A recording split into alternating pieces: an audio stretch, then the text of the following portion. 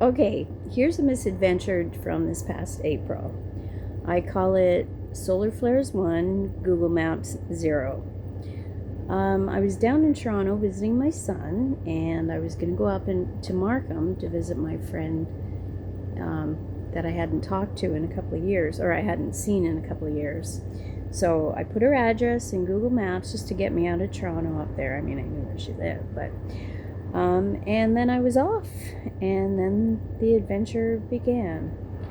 So there were solar flares that day, as I found out later, which explained a lot, I hope. It should have taken me only 40 minutes to get there, even though it was rush hour, but it took me an hour and a half. So I thought Google Maps was on crack or having a stroke. It's just like, what the? So twice it told me to turn onto one-way streets going the other way.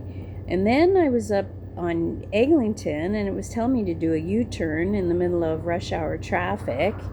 And then I was stuck in a quantum loop in Old Forest Hill for about a half an hour, just going around and around, and kept telling me to turn. And then I finally, when I finally escaped that, it took me in a huge circle, ending up in the exact same spot, and then it was telling me to turn again. And it's like, yeah, I'm not falling for that one again.